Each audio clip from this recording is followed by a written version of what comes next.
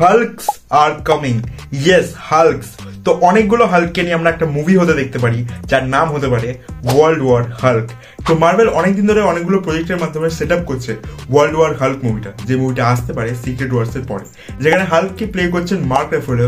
এই মুভিতে তার লাস্ট অ্যাপিয়ারেন্স দেবেন এবং এই মুভিতে তার হাল্ক ম্যাজিস্ট্রেটে পরিণত হয়ে যাবে। অন্যান্য হাল্কগুলো রয়েছে, তাদেরও ইনভলভমেন্ট আমরা এই মুভিতে দেখতে পারবো।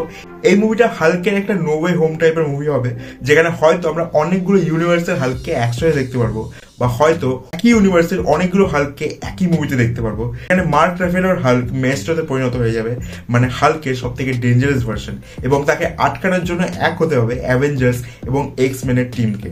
আর এর থেকেও বড় কথা হচ্ছে, এই মুভির মাধ্যমে হয়তো এমসিইউতে আবার এন্ট্রি নিতে পারেন হেনরি ক্যাভিল অ্যাজ ভুলভারিন। আর এই মুভিতেই ফাইনালি আমরা দেখতে পারবো হাল্ক ভার্সেস ভুলভারিনের সেই এপিক ফাইট।